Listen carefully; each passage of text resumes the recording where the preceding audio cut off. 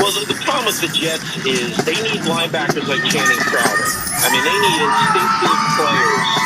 And I'm not just sucking up to them. I'm keeping it real. It's like the players, their defensive line is not terrible.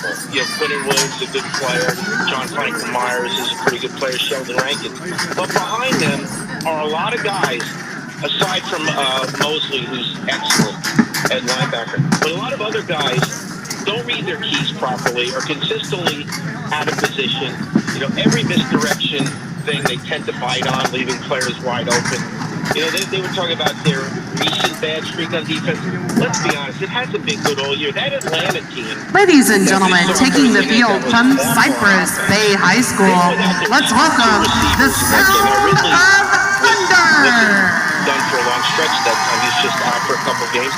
Ridley was out, Gage was out, and they still went up and down the field. The game was in London. So they are under the direction of Brett M. Dawson, and today they will perform for us the art of bullfighting. Ladies and gentlemen, a nice big round of applause from Cypress Bay High School. Let's welcome the Sound of And I heard this, to your point, I heard this called the Rebuild Bowl, the AFC East Rebuild Bowl. There's two teams that are trying to get back on top. Are the Jets still playing for Saleh? Like, we've had questions in the past. We were on a 6-game, 7-game losing streak where the Flo's losing the locker room. What's going on internally with the Jets? Are they still playing for Saleh? No, I think they're totally playing for him. They're playing hard. I mean, even in that debacle in their last game, they caused 2 turnovers late. Hustle plays, they're stripping the ball, interceptions. They're playing hard. They're not playing smart. And you guys know there's a total difference in the two concepts. They run around and make plays. They hustle. They like this coach. They play hard for him. The defensive scheme might be a little outdated. It's the old Pete Carroll tree. And you saw, Gus Bradley's another guy from that tree. You saw what Kansas City did to that scheme the same weekend. The Jets gave up 45 to Buffalo. I don't know what you think of really simple schemes, Channing, but it's a very, very simple scheme. And my theory on simple schemes is if your scheme is simple for your players, it's simple for the opposing quarterback. Yeah. Honestly, to answer your question, you got to have dogs. I'm a big fan of, the 2000 Ravens, the 2002 Buccaneers, where they just, shell cover 2 and stuff. Are the judges ready? And, Derek Brooks and Warren Sapp, and Rondé Barber and those guys back there. So if you're going to be simple, you got to have dogs executing. Drum majors, Nathalia Martinez and Elena Jenner. Is your band ready? Well, it depends your definition of dog. That there's many ways to Cypress Bay High School, you may begin your state semifinals performance. That's a tremendous point, Channing.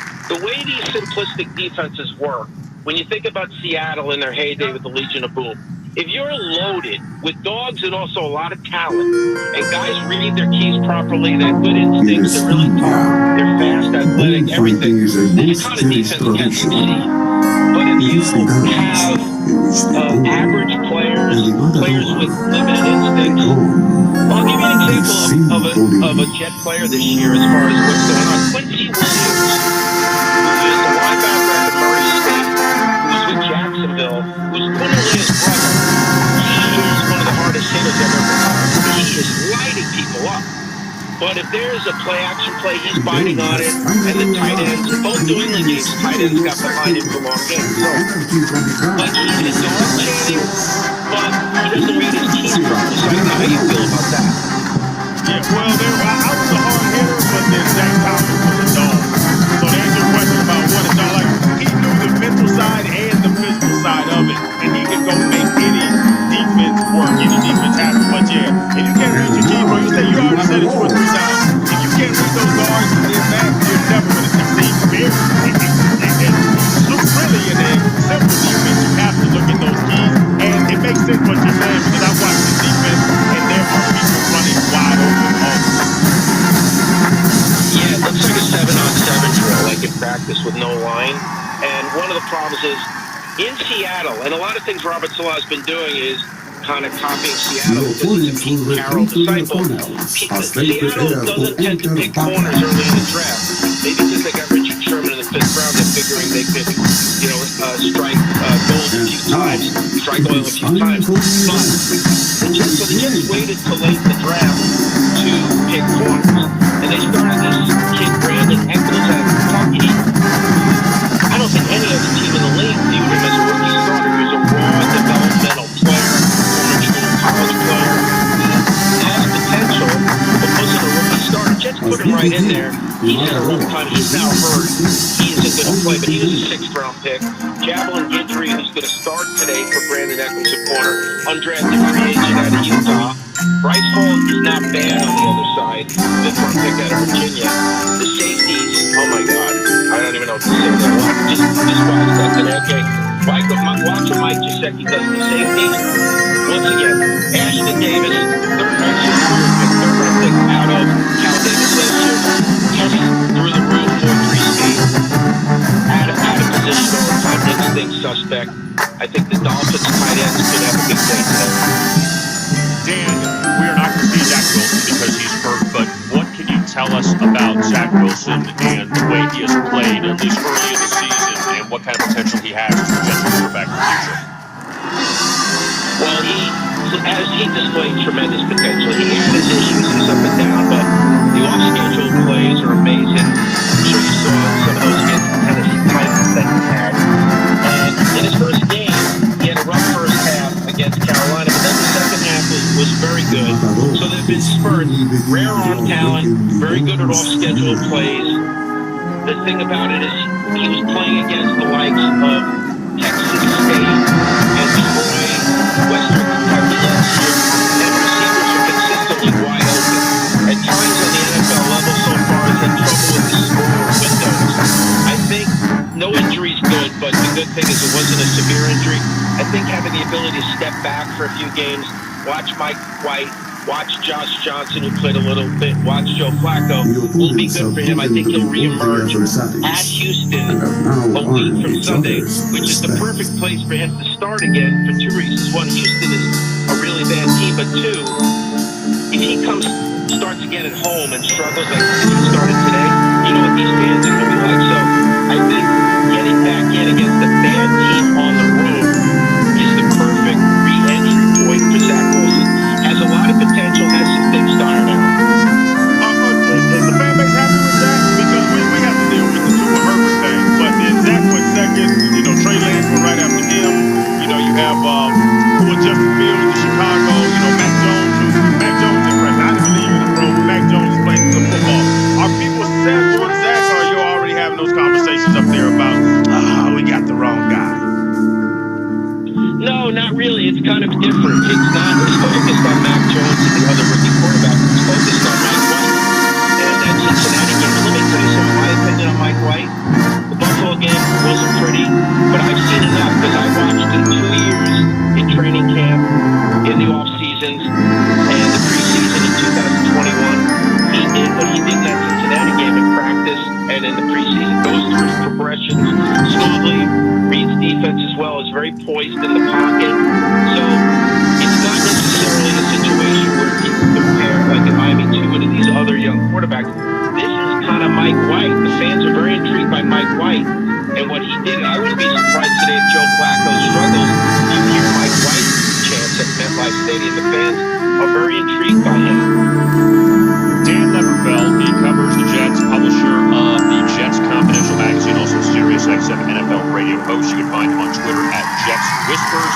Dan, we appreciate the time. Thanks a lot. We'll talk again soon. All right, anytime, guys.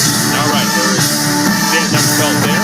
And one thing I didn't get to, kind of running short on time, but worldly beat the Titans today. Any given overused, metaphors, puns, whatever, there's phrases. It really is. College is not this way. NFL, bro, you have a bad game and I have a good game, I can beat you. 1 in 15 season we talk about I was a part of.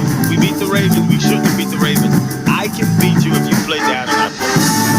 Coming up, we still have a half hour left here of the local portion before we shift over to the network portion. We'll have the starting lineup up next for the Dolphins. You're listening to Dolphins Game Day right here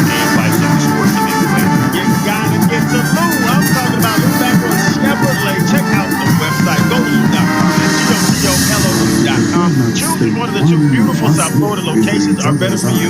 Right there at the website, go to loop.com and search their awesome inventory. Those two locations, there's one in Coconut Creek, there's one in Pompano Beach, both East Pasadena Show, both Forward and Sales Staff, a Forward and Service Department, and thousands of new vehicles in stock ready to pick up for delivery. I've told y'all this for years now. I won't lie to you.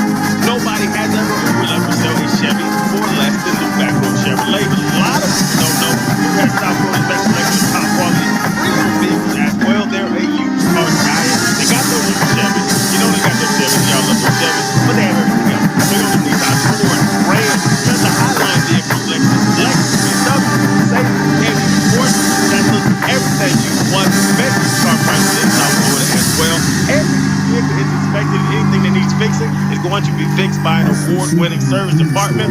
And you ain't got no credit, that's no problem with Lou. Lou's been around so long, make sure even has questions of their customers. If Lou has your back, then the bank has your back, and they're gonna watch out for you. Lou Back Road Chevrolet, find new roads.